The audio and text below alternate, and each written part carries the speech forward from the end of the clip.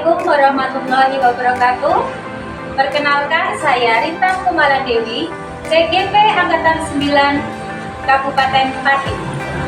Saya berasal dari SD Negeri Karapan 01, Kecamatan Gabus, Kabupaten Pati. Penerapan budaya positif di sekolah melalui kegiatan keyakinan kelas diharapkan dapat memberikan kesadaran untuk melaksanakan keyakinan kelas tersebut, sehingga tercipta disiplin positif di sekolah. Adanya disiplin positif akan membentuk karakter yang baik dan mewujudkan merdeka belajar bagi murid. Berikut adalah rangkaian kegiatan diseminasi pemahaman dan penerapan budaya positif di sekolah yang saya laksanakan bersama kepala sekolah dan rekan sejawat SD Negeri Karapan 01, Kecamatan Gabus, Kabupaten Pati.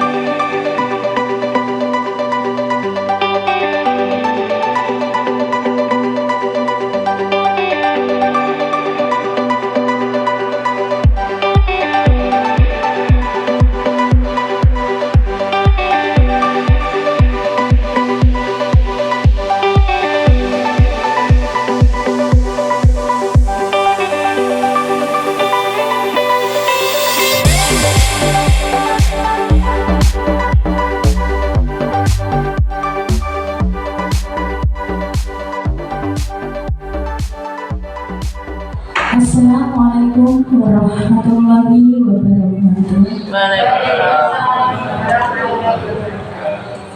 Yang kami hormati Bapak Kepala SD Negeri Karapan 01, yang kami hormati Bapak Ibu Guru SD Negeri Karapan 01.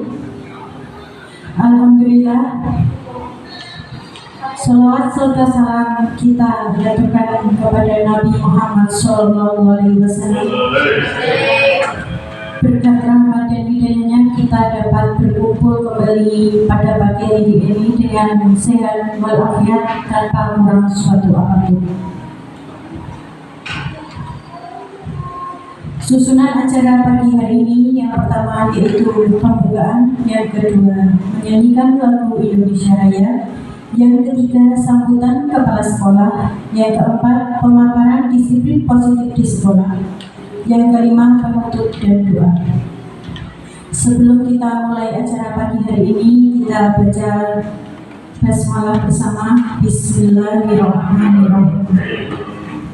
Acara selanjutnya yaitu menyanyikan lagu Indonesia Raya. Bapak Ibu Guru dimohon berdiri.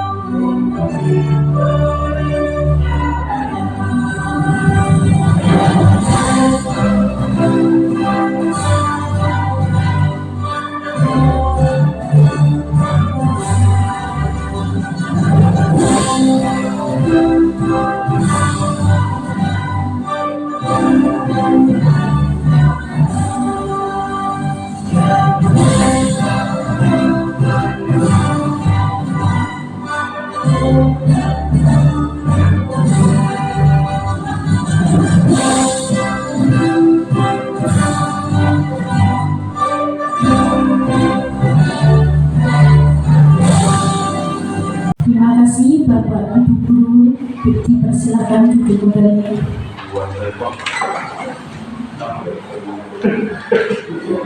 Acara selanjutnya yaitu sambutan Kepala SD Negeri Karabangau 1 kepada Bapak Didik Mordiono SPD SD, dipersilakan.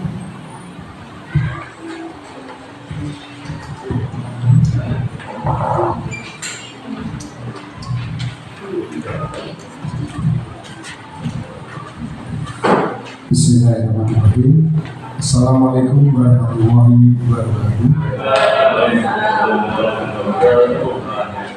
Bapak Ibu Guru Dewan Guru SD Negeri Karabangau 1 yang saya hormati, khususnya pada Ibu Intan yang dalam hal ini sedang menempuh pendidikan dan pelatihan guru penggerak. Dalam rangka ini, kami selaku yang dikeluarkan di sini sebagai kepala sekolah sangat mendukung 100% kepada Bapak Ibu Guru yang mulai tergerak hatinya untuk masuk menjadi guru penggerak. Dan ini disusul ada 6 yang mengusul Bu Intan untuk menjadi penggerak guru penggerak atau sedang proses CPG ya, calon CGP, calon guru penggerak yang kemarin sudah praktek mengajar. Mudah-mudahan nanti segera lulus dan akan menyusul langkah yang sudah ditempuh oleh pemerintah, sehingga nanti SD Negeri Karabangau 1 akan punya aset guru penggerak kurang lebih ada 7.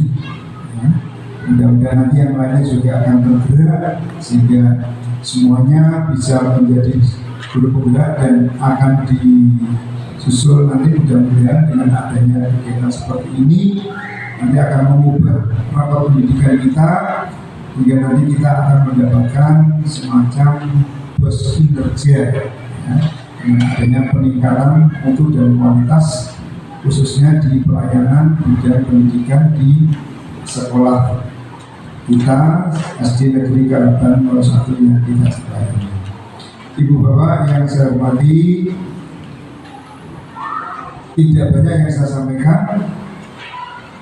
Yang penting kepada Bu Intan tetap semangat dan akan lebih semangat lagi dengan didukung adik tingkatnya. Ini Bu Intan ini masuk di angkatan 8 dan ini menyusul di angkatan 10 ya, 10 harus mas. Angkatan 11 ya. Mudah-mudahan nanti yang berenam ini nanti akan bisa lolos semua sehingga nanti SD Negeri Karabangau 1 punya guru penggerak yang mayoritas sehingga nanti bisa mendongkrak kualitas dan mutu pendidikan khususnya di SD Negeri Karabangau 1. Saya kira itu yang bisa saya sampaikan.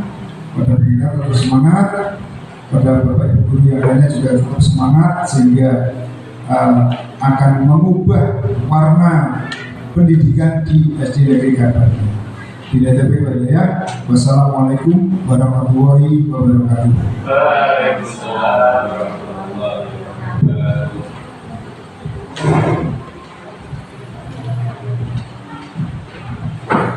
Terima kasih Bapak Diki. Acara selanjutnya yaitu pemaparan disiplin positif di sekolah yang akan disampaikan oleh Bu Rintan Kumaladewi.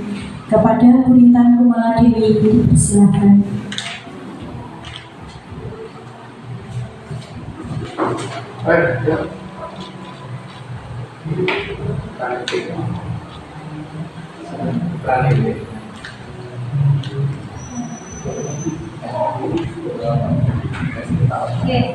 Assalamualaikum warahmatullahi wabarakatuh. Terima kasih karena sudah hadir di sini untuk mengikuti acara saya yaitu disiminasi pemahaman dan penerapan budaya positif di sekolah.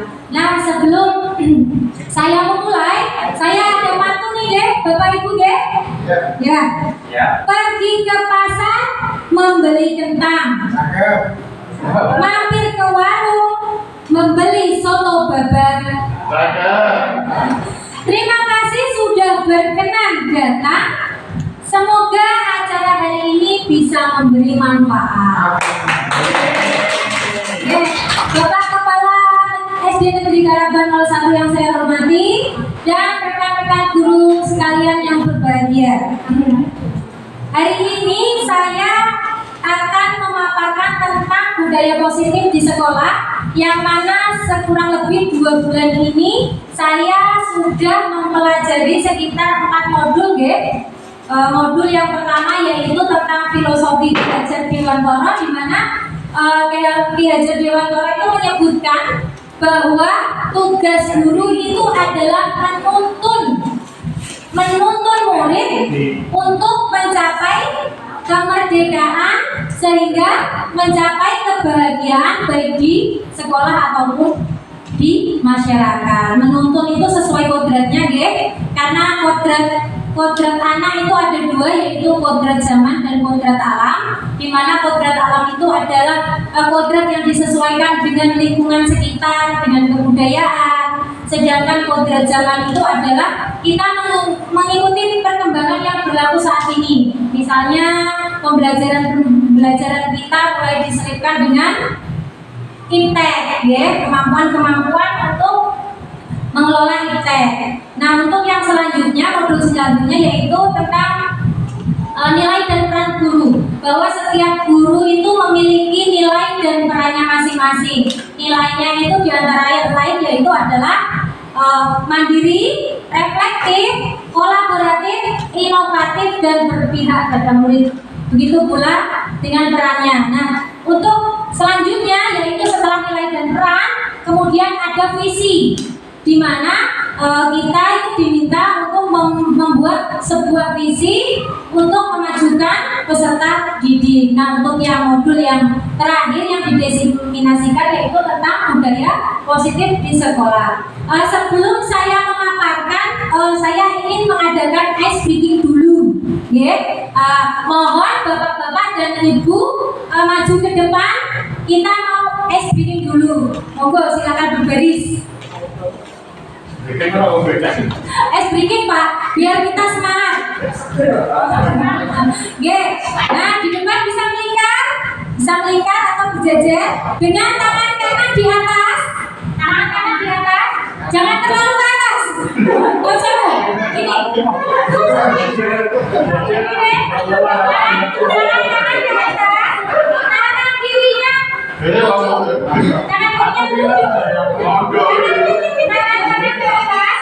Tangan kiri telunjuk di agak ke bawah. Ini ya. Nah,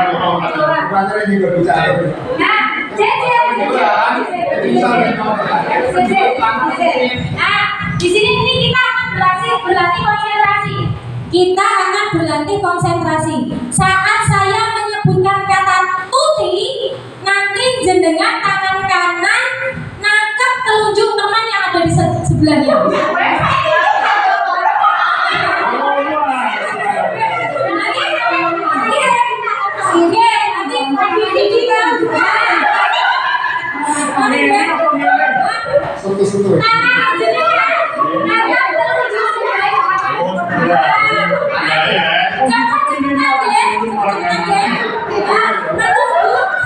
Menunggu saat saya mengatakan kata apa tadi? Tuti.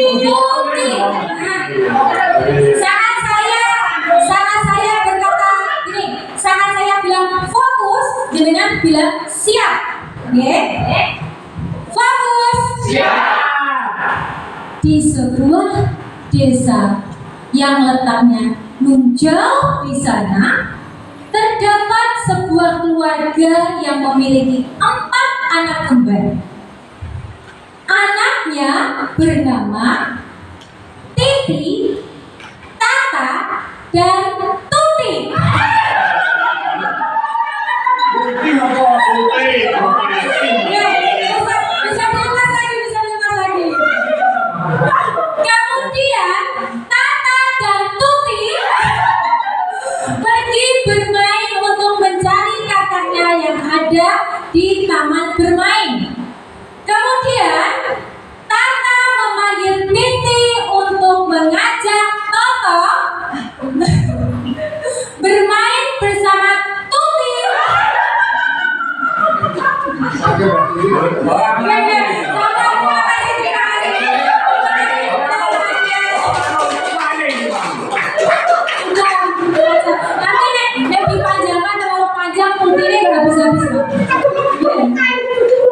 anu apa itu? Peleng. Nanti kebagusan ya, nanti kebagusan kita ya. Tujuannya adalah biar kita lebih semangat ini, apalagi cuacanya panas sekali ya. Di sini saya akan memaparkan tentang budaya positif di sekolah. Apa itu budaya positif di sekolah?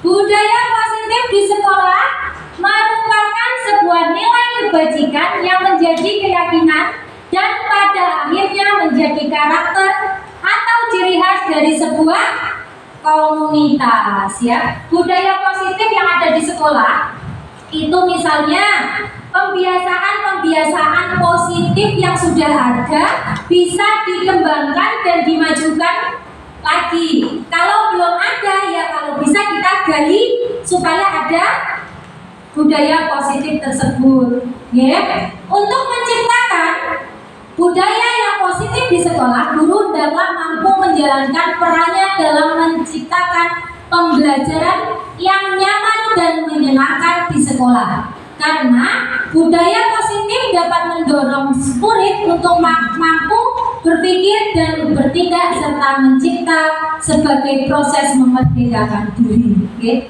Memerdekakan diri ini seperti apa? Bahwa setiap anak itu unik ya Bapak Ibu. Mereka memiliki kemampuannya masing-masing untuk menyerap suatu pembelajaran. Jadi kemampuan anak itu berbeda-beda dan uniknya kita harus mampu memerdekakan mereka dalam hal kita mampu memberikan pembelajaran sesuai dengan kodrat mereka tadi. Ya.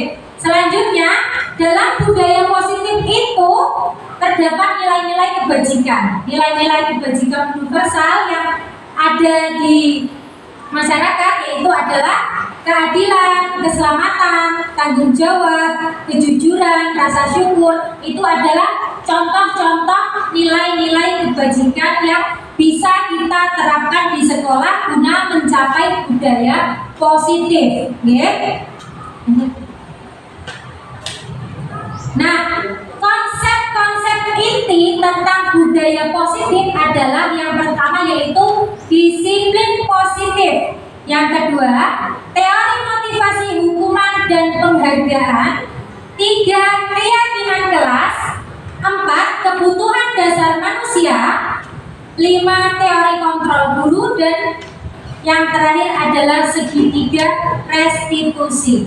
Nah, yang akan kita kupas yang pertama yaitu tentang disiplin positif. Apa itu disiplin positif? Disiplin positif merupakan pendekatan yang mendidik anak untuk melakukan kontrol dan pembentukan kepercayaan diri. Disiplin positif yang berasal dari sendiri disebabkan oleh rasa tanggung jawab. Jadi begini ya. Maksudnya disiplin positif di sini adalah bahwa saat kita menerapkan disiplin itu kan ada yang mengikat ya. Mengikat dalam hal ini adalah seperti ini misalnya, anak-anak harus datang sebelum pukul 7. Sebelum pukul 7 sudah harus ada di sekolah karena kita masuk pukul 7 ya. Terus ada lagi, setiap hari Senin, Selasa kita memakai seragam merah putih bersepatu hitam. Itu adalah contoh-contoh disiplin yang memang mengikat. Cara menerapkan ke anak agar anak itu memiliki disiplin positif adalah dengan cara menyadarkan tanggung jawab pada mereka. Memberikan tanggung jawab, menyadarkan tanggung jawab pada mereka, pada diri mereka sendiri. Saat mereka menyadari bahwa mereka memiliki tanggung jawab untuk menaati peraturan, bukan karena takut untuk dihukum, maka anak-anak akan menyadari bahwa sebelum jam 7 itu harus sudah sampai di kelas. Hari Senin juga harus memakai seragam merah putih, bersepatu hitam, memakai pakaian yang rapi, gitu ya. Nah, mana disiplin positif itu adalah disiplin diri yang keluar karena rasa tanggung jawab. Karena rasa tanggung jawab bukan karena takut akan sesuatu sanksi, takut karena untuk mendapatkan hukuman. Terus yang selanjutnya yaitu tentang teori motivasi hukuman dan penghargaan, bahwa setiap setiap dari diri itu membutuhkan motivasi. Motivasi itu ada yang berasal dari diri, intrinsik, ada yang berasal dari luar. Motivasi yang berasal dari diri sendiri itu adalah motivasi intrinsik. Misalnya, saya ingin belajar sungguh-sungguh karena saya ingin pintar, misalnya. Motivasi ekstrinsik, misalnya dukungan dari guru, dukungan dari orang tua. Motivasi itu dari luar. Ketika seorang guru memberikan motivasi kepada siswa, ketika orang tua itu memberikan motivasi kepada siswa, itu merupakan motivasi yang keluar dari luar, bukan dari dalam diri sendiri.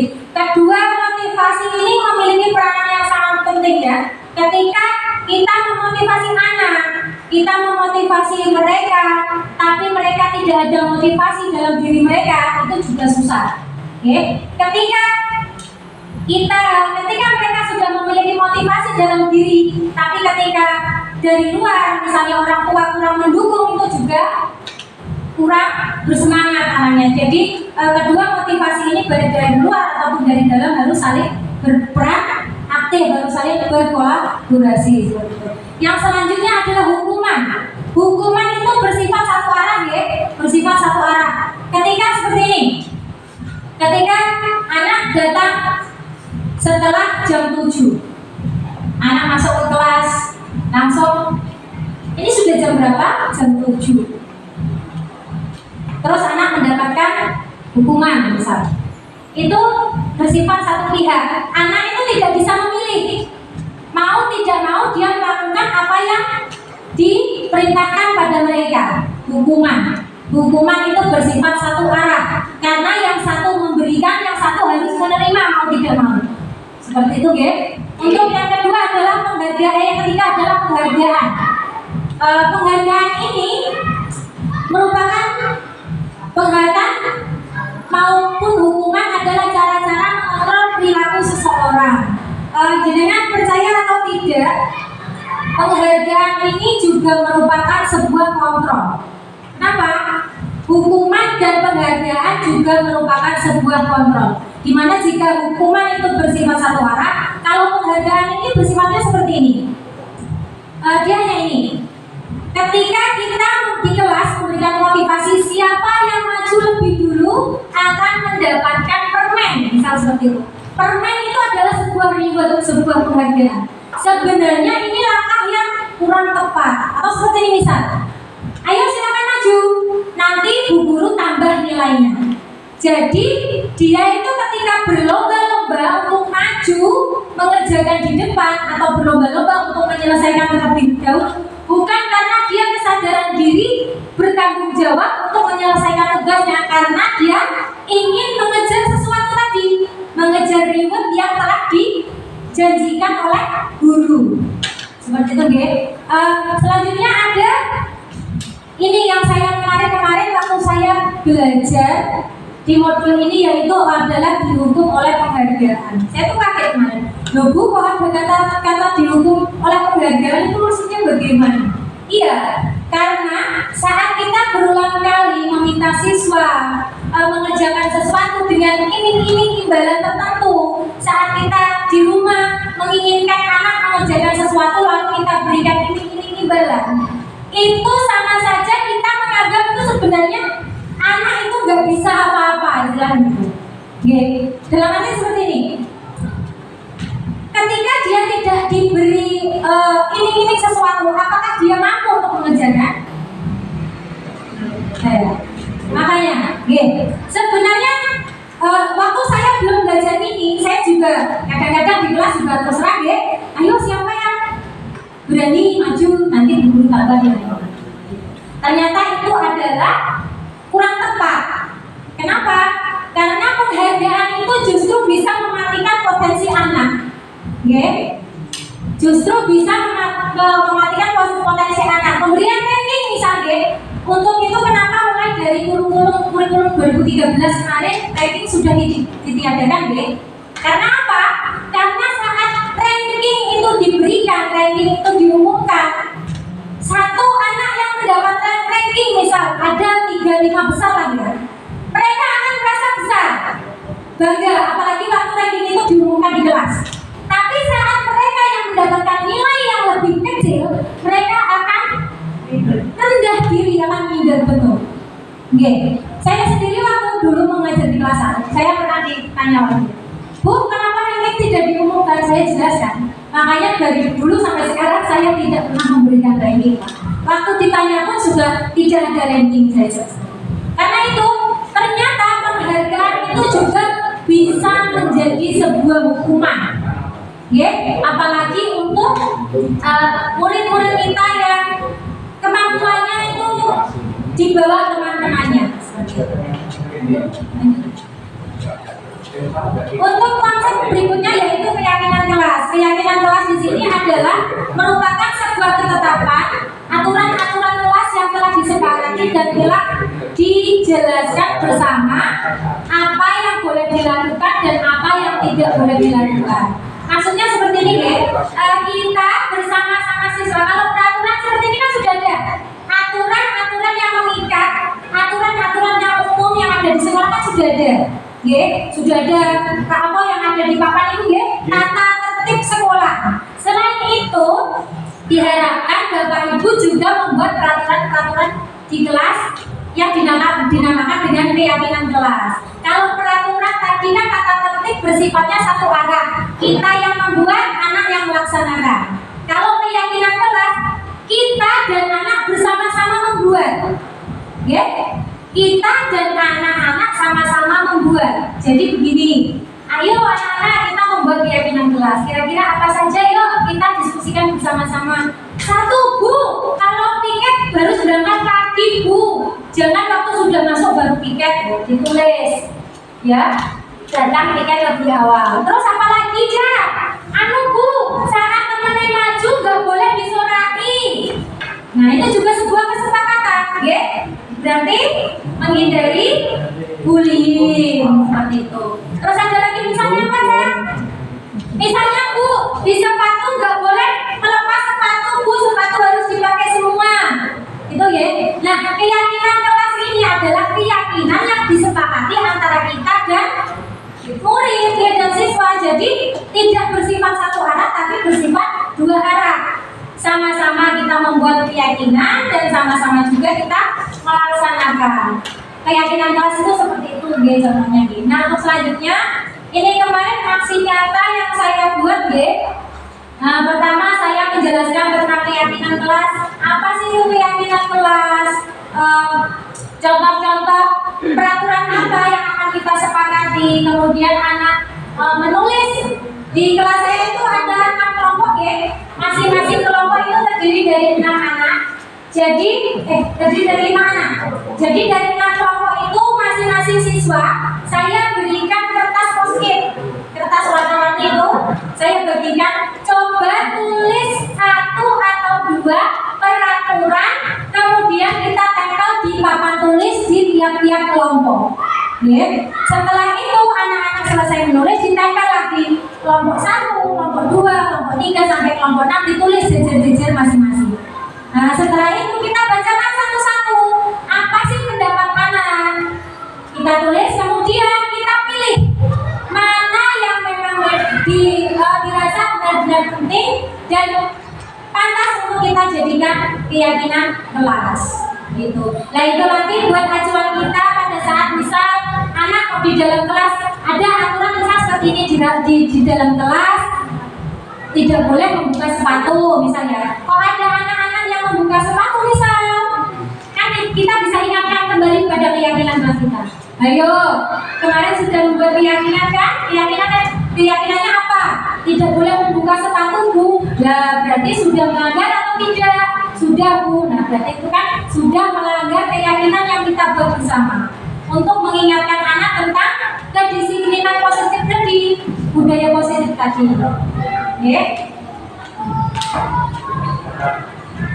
Untuk selanjutnya yaitu kebutuhan dasar manusia. Kebutuhan dasar manusia itu apa saja? Yang pertama yaitu bertahan hidup. Yang kedua kasih sayang dan rasa diterima. Yang ketiga yaitu kebebasan. Keempat kesenangan. dan kelima penguasaan. Seperti ini contohnya, nggih. Kesenangan. Untuk satu-satu, Pak. Oke. Misal seperti ini saya punya contoh. Saya dan Bu Cahya menggenggam kedua tangan. Menggenggam kedua tangan. Bu Cahya menggenggam tangan. Tangannya digenggam. Sini Bu Cahya. Nah, ini contohnya seperti ini. Bu Cahya menggenggam tangan. Di tangan Bu Cahya di dalam genggaman ini ada barang berharga yang diperjuangkannya seperti apapun itu tidak akan dilepas. Okay. Tapi saya berusaha juga dengan sekuat tenaga untuk membukakan kepala tangan Bu Cahya. Saya akan merayu bisa memberi apapun agar Bu Cahya ini mau membuka tangannya. Ketika Bu Cahya tetap menggenggam atau ketika dia mau membuka tangannya, Bu coba dibuka. Dibuka? Oh, mau lah kita membuka langsung mau. Langsung mau. Muncul sudah Oke, ya seperti namanya ya. Ketika saya meminta Bu Cahya untuk membuka genggaman tangannya, dengan sekuat tenaga beliau menggenggam tetap, saya pun sekuat tenaga merayu dan entah itu akhirnya nanti beliau luluh atau tidak. Beliau ini mempunyai istilahnya alasan yang kuat. Alasan apa itu ketika beliau tidak mau membuka genggaman tangannya, atau alasan apa ketika beliau mau membuka tangannya? Itu alasannya itu berdasarkan seperti ini misalnya. Bertahan hidup. Ketika saya mengiming-imingi Bu Cahya, tolong berikan apa yang ada di tangan Bu Cahya. Saya punya uang 5 miliar misalnya begitu. Karena keinginan bertahan hidup, butuh bisa jadi itu dengan tangan dibuka. Seperti itu, Nah, saya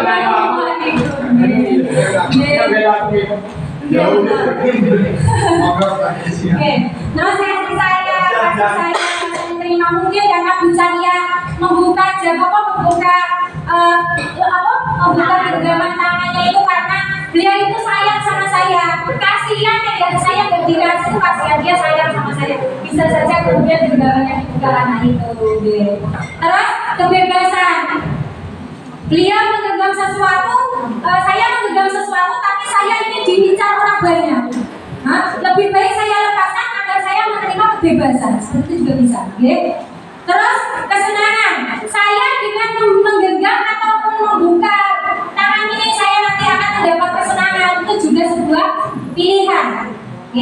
Yang terakhir adalah penguasaan. Saat saya menggenggam sesuatu dengan erat, meskipun saya digoda seperti apapun, saya akan tetap menggenggam. Itu karena saya ingin menguasai sesuatu. Saya tidak akan melepasnya. Gitu, Melepas. Tidak akan melepas. Hargai diri. Nah, sekarang kita masuk ke teori kontrol dulu. Berdasarkan pada teori kontrol Dr. William Blausen, ada 5 posisi kontrol pada guru, yaitu yang pertama adalah penghukum, yang kedua yaitu pembuat rasa bersalah, yang ketiga sebagai teman, yang keempat pemantau, dan yang kelima adalah manajer. Penghukum di sini maksudnya seperti apa? Penghukum itu seperti ini. Misal, ini yang sering saya alami, pengalaman. Hari ini ada pelajaran matematika, ada 2 anak yang tidak mengerjakan PR. Langsung, siapa yang tidak mengerjakan PR? Langsung. Kamu tidak mengerjakan PR, keluar, kerjakan di luar. Itu ciri-ciri penghukum. Dia tidak, beliau tidak menanyakan alasan kenapa tidak mengerjakan PR, alasan-alasan apa. Mungkin kan ya ada alasan-alasan tertentu yang urgent mungkin ya. Itu tidak langsung. Kenapa kamu tidak memakai sepatu warna hitam? Lari. Itu posisi penghukum. Jadi hanya satu pihak saja. Terus yang selanjutnya adalah pembuat rasa bersalah. Pembuat rasa bersalah ini contohnya seperti ini deh. Dia seorang guru akan menggunakan bahasa yang halus, tapi dalam maknanya. Oke, betul. Beliau tidak akan menggunakan kata-kata yang misalnya lebih tinggi nadanya, tidak. Beliau akan menggunakan kata-kata yang halus tapi maknanya sangat dalam. Contohnya seperti ini. Mbak Siti kenapa tidak mengerjakan PR? Saya lupa, Bu. Karena semalam saya ketiduran. Oh, kamu tidak mengerjakan PR karena ketiduran. Ibu kecewa sama kamu loh. Sudah berapa kali kamu tidak mengerjakan PR? Kamu orang tua kamu di rumah, bagaimana dia bekerja, membanting tulang agar kamu bisa sekolah. Menggunakan bahasa yang sangat halus, tapi efeknya bisa luar biasa. Anak itu akan rasa down, misalnya, oh iya, aku ada ini mau, ternyata di rumah sana ibuku itu kerja. Dengan memberikan efek rasa bersalah, belum tentu bisa menaikkan semangat anak, belum tentu. Bisa jadi anak itu malah lebih down, bisa jadi kadang-kadang bisa lebih semangat lagi juga bisa. Jadi memberi rasa bersalah ini menggunakan kata-kata yang lebih halus. Selanjutnya yaitu sebagai teman. Sebagai teman ini misalnya kita ajak ngobrol. Kenapa kok tidak mengerjakan PR? Ada apa? Cerita sama bu guru. Gini gitu ya. Kita berposisi sebagai teman bagi anak-anak. Kemudian yaitu pemantau. Pemantau adalah mengawasi. Pada saat kita mengawasi, kita bertanggung jawab atas perilaku orang-orang yang kita awasi. Yang selanjutnya yaitu adalah manajer. Posisi manajer adalah posisi paling terakhir, di mana manajer ini berposisi membuat suatu bersama dengan murid, yaitu tadi contohnya keyakinan kelas. Keyakinan kelas, kesepakatan kelas, ini adalah posisi kita sebagai manajer. Kita sudah membuat keyakinan bersama, kita sudah membuat kesepakatan bersama. Pada saat seorang siswa, seorang murid melanggar keyakinan yang telah kita buat, kita bisa mengingatkan mereka tentang keyakinan yang telah kita buat. Kita bisa mencari alasan dan solusi apa yang harus kita lakukan. Begitu ya. Nah, ini ada video contoh 5 posisi kontrol guru.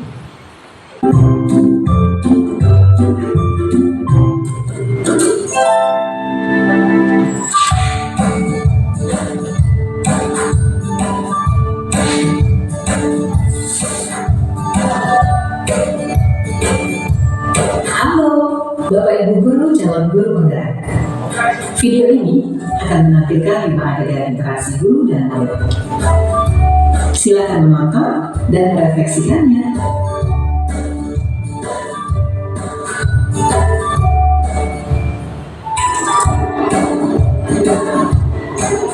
Bagi anak-anak, silakan PR yang kemarin diberikan diletakkan di meja. Anton, kamu sudah mengerjakan belum? Belum mengerjakan saya, Bu. Kamu selalu ya mengerjain PR.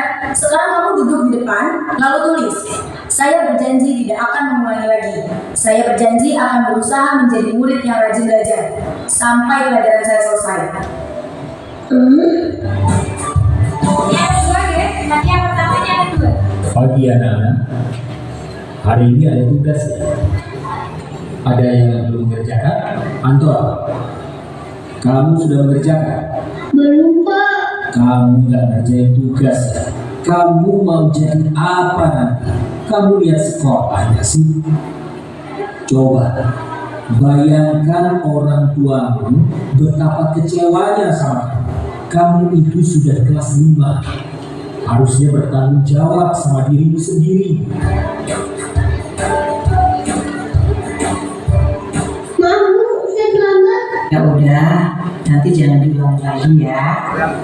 Kalau kamu rajin, Ibu senang lihatnya. Ya, lain kali tepat waktu ya masuknya. Tas dulu dong, kita kan teman. Wah, jadi kalau aku pulang tadi, apa ya?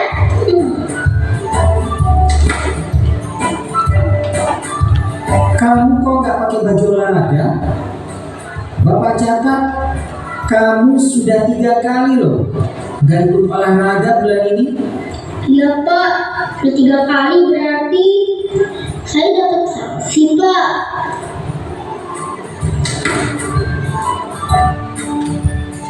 Ini Bu, saya ngumpulin tugas. Maaf ya Bu, saya terlambat ngumpulin tugas. Kenapa kamu terlambat mengumpulkan tugas? Iya Bu, saya kalau sore bantu Ibu jaga warung, gak sempat menjaga tugas. Kira-kira nih, apa yang bisa kamu perbaiki supaya kamu bisa mengerjakan tugas tepat waktu? Coba, kapan biasanya kamu membantu ibu jualan? Setiap malam sampai jam 8 malam Bu. Bagaimana kalau kamu membuat jadwal? Kapan kamu akan mengerjakan tugas? Oh gitu ya Bu, saya coba deh Bu. Terima kasih Bu. Nah, itu tadi 5 contoh posisi kontrol guru ya. Kita merefleksikan diri, berada di posisi mana kita saat ini. Ya. Apakah ada di posisi 1 sebagai penghukum, atau kedua pemberi rasa bersalah, atau ketiga sebagai teman, keempat sebagai pemantau, atau yang kelima sebagai manajer. Itu tadi adalah contoh video posisi kontrol guru yang ada di sekolah. Yang materi yang selanjutnya yaitu tentang segitiga restitusi. Segitiga restitusi adalah proses menciptakan kondisi bagi peserta didik untuk memperbaiki kesalahan mereka sehingga mereka bisa kembali pada kelompok mereka dengan karakter yang lebih kuat. Nah, dari posisi kontrol ini tadi kita bisa menggunakan segitiga restitusi untuk menciptakan kondisi bagi peserta didik. Oke? Nah, segitiga restitusi ini ada 3 langkah. Yang pertama yaitu menstabilkan identitas. Yang kedua, validasi tindakan yang salah. Yang ketiga adalah menanyakan keyakinan.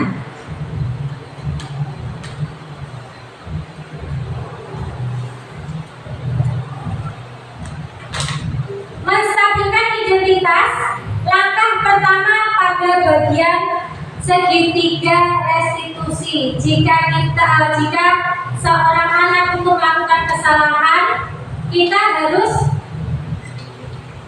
tahu bahwa ketika dia melakukan kesalahan, berarti ada kebutuhan dasar, salah satu kebutuhan dasar mereka yang belum terpenuhi.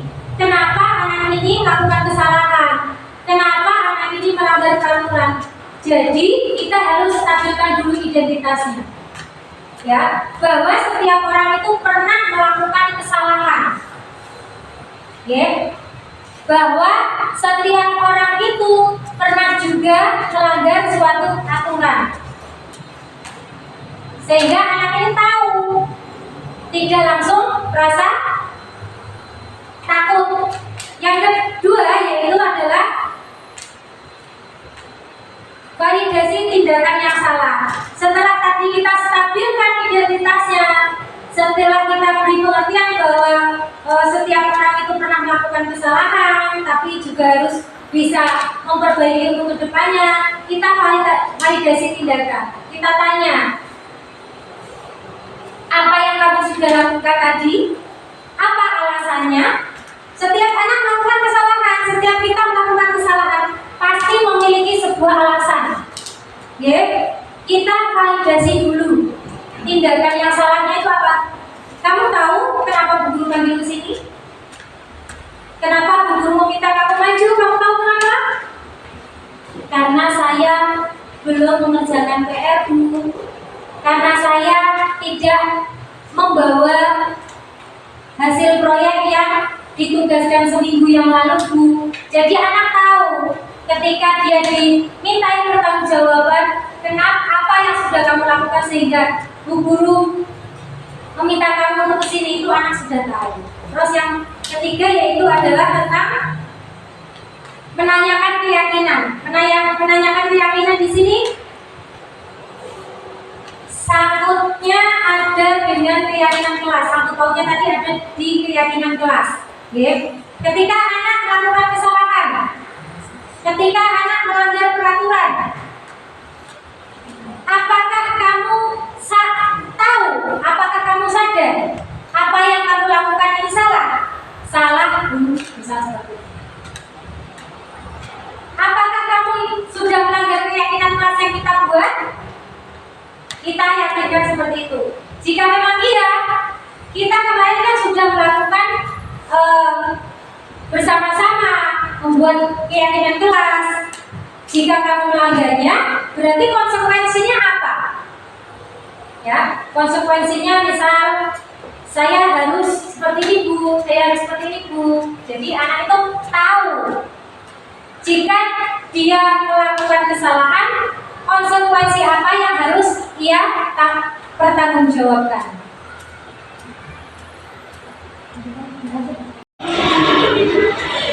Sudah mendapatkan soal semua ya? Sudah.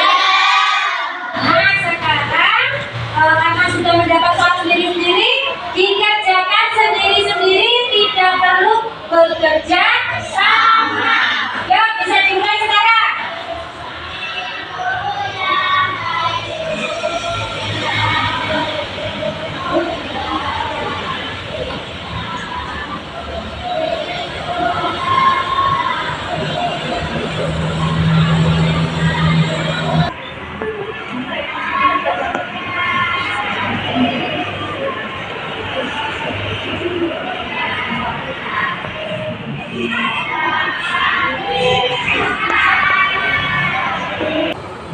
Meisa, Sawa, coba maju ke depan. Kenapa kalian masih bekerja sama? Padahal sudah Bu Guru ingatkan berkali-kali. Bukan saya, Bu. Semua diminta sama saya. Meisa, Bu, bukan saya. Bu Guru di sini tidak mencari siapa yang salah. Mari kita cari solusi terbaik dari masalah ini. Ya, maaf, Bu. Saya janji tidak mengulangi lagi. Nah, sekarang Bu Gurita tanya, mengapa dari tadi kalian mengobrol tanya jawaban terus? Lupa, Bu. Capek. Kemarin kan habis latihan pramuka sampai sore. Bukan alasan, Sabwa. Pemberitahuan ulangan ini sudah Bu Guru umumkan dari minggu yang lalu. Iya, Bu. Maaf. Meisha, kamu ikhlas hasil pekerjaanmu diminta Sabwa? Enggak, Bu. Saya maksa, Bu. Nah, apalagi maksa. Itu tidak baik. Oke, kalian sudah tahu apa yang kalian lakukan ini tidak baik? Iya. Lalu, apa yang akan kalian lakukan? Mau mengerjakan ulangan sendiri, Bu. Bisa. Tidak, Bu. Saya kan besar, nanti malam nggak belajar. Bisa lagi janji belajar tiap hari, Bu. Nah, kalian harus percaya dengan kemampuan kalian sendiri. Jika kalian belajar, yakin kalian bisa mengerjakan. Ya, Bu. Saya juga janji tidak mengulangi lagi. Baik, terima kasih kalian sudah menyadari kesalahan kalian. Sekarang silakan lanjut mengerjakan tugas kalian lagi. Ya, Bu. Maaf ya, Bu. Terima kasih, Bu. Ya, sama-sama. Silakan.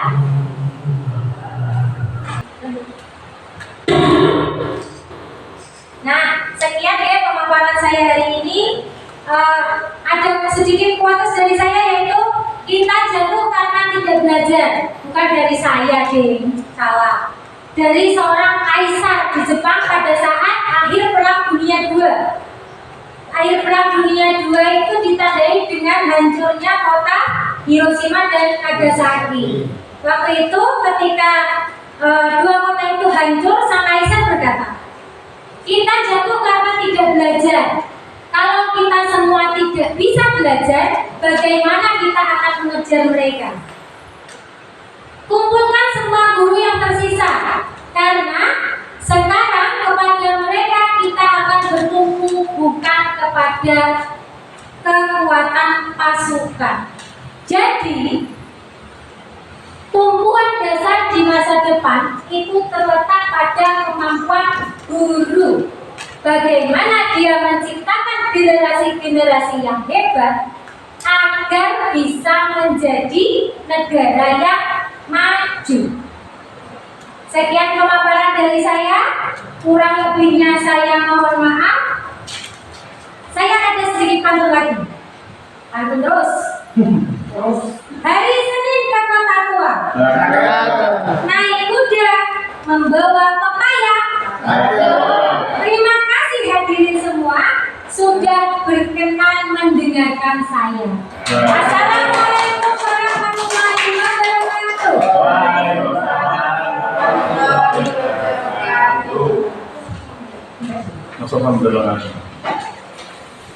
Terima kasih materi yang dipaparkan oleh bintang yang sangat bermanfaat untuk kita semua. Acara selanjutnya yaitu penutup dan doa yang akan dipimpin oleh Bapak Abdullah. Kepada Bapak Abdullah dipersilakan. Assalamualaikum warahmatullahi wabarakatuh. Marilah kita dudukkan di atas sunnah, memohon kepada Allah agar ada acara designasi pengaman dan penerapan budaya positif di sekolah mendapat ridho dari Allah. Diberkati Fatihah. Bismillahirrahmanirrahim.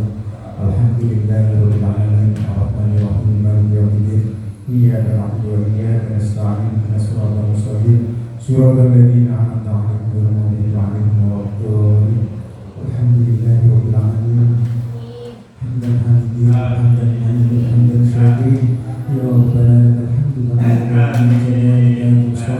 Assalatu wassalamu alaika ya sayyidina ya Rasulullah ya Habiballah. Isma'lana wa lahum Isma'lana wa lahum Isma'lana wa lahum ayyuhan nabi wa rahmatullahi wa barakatuh. Assalamu alaikum wa rahmatullahi wa barakatuh. Allahumma sholli ala sayyidina Muhammad sallallahu alaihi wa sallam min ahwali al-afat wa taqdirana bi min al-hajat wa min al-amal wa tuballighna asrul min jami'il khair wa barakatuh. Allahumma inna nas'aluka ilman nafi'an wa amalan mutaqabbalan wa rizqan halalan innaka 'ala kulli shay'in qadir. Ya Allah ya Rabbi, pada hari ini kami mengadakan sosialisasi designasi pemahaman dan penerapan budaya positif di sekolah. Mudah-mudahan mendapat barokah ilmu ya Allah. Mudah-mudahan mendapat ridho-Mu ya Allah. Apapun mudah-mudahan mendapat ridho-Mu ya Allah. Rabbana dzalamna anfusana wa in lam taghfir lana wa tarhamna lanakunanna minal khasirin. Rabbana atina fid dunya hasanah wa fil akhirati hasanah wa qina adzabannar. Subhana rabbika rabbil izzati amma yasifun wa salamun alal mursalin walhamdulillahi rabbil alamin. Al-Fatihah. Alhamdulillahirabbil alamin. Ar-Rahmanir Rahim. Maliki yaumiddin. Iyyaka na'budu wa iyyaka nasta'in. Ihdinas siratal mustaqim. Siratal ladzina an'amta 'alaihim ghairil maghdubi 'alaihim waladdallin. Assalamualaikum warahmatullahi wabarakatuh. Demikian acara demi acara telah kita lewati dengan baik dan lancar. Apabila ada tutur kata maupun perbuatan yang salah, kami mohon maaf. Untuk menutup acara pagi hari ini, kita membaca hamdalah bersama. Alhamdulillahirabbil alamin. Wassalamualaikum warahmatullahi wabarakatuh.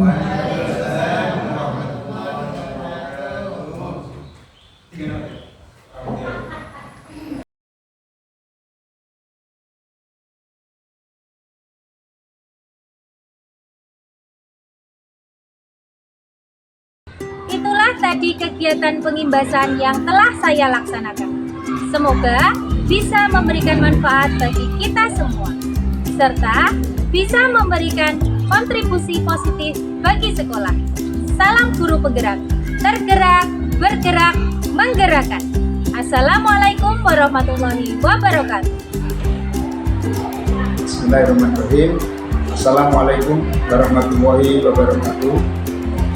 Saya selaku kepala sekolah dari Ibu Rintang Kumaladewi Sarjana Pendidikan yang kebetulan saat ini menjadi calon guru penggerak.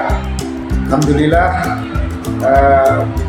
Bu Rintang ini menjadi pionir dalam sekolah kami di Negeri Karaban 01 sebagai calon guru penggerak yang pertama bisa lolos. Mudah-mudahan apa yang ditempuh oleh Bu Rintang ini menginspirasi teman-teman yang lainnya, sehingga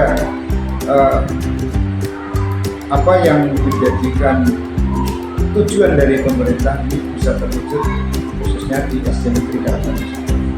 Selama mengikuti CGP ini, Bu Rintang sangat aktif sekali, dan kemarin alhamdulillah baru saja selesai Bu Rintang menyampaikan diseminasi bersama teman-teman dan teman sekolah. Dan dalam pelaksanaan tersebut, teman-teman sangat antusias sekali dalam mengikuti ini, bahkan ada hal-hal yang ditanyakan dan alhamdulillah bisa dijelaskan secara gamblang oleh Bu Rintang, sehingga teman-teman yang semula kurang paham bisa lebih paham. Dan alhamdulillah lagi ini sudah menyusul teman-teman yang lainnya yang mengikuti CGP ini ada 7 orang, sehingga nanti akan menjadikan suatu betul-betul menjadi inspirasi bagi teman-teman yang lainnya, sehingga banyak yang mengikuti sebagai calon guru. Mudah-mudahan dengan adanya guru penggerak di SD Negeri Karaban 01 ini akan bisa mewujudkan apa yang menjadi cita-cita dari pemerintah negara Indonesia. Terima kasih dari saya ucapkan sukses untuk Bu Rintang, juga teman-teman yang lainnya, mudah-mudahan bisa segera terwujud menjadi guru penggerak. Terima kasih. Wassalamualaikum warahmatullahi wabarakatuh.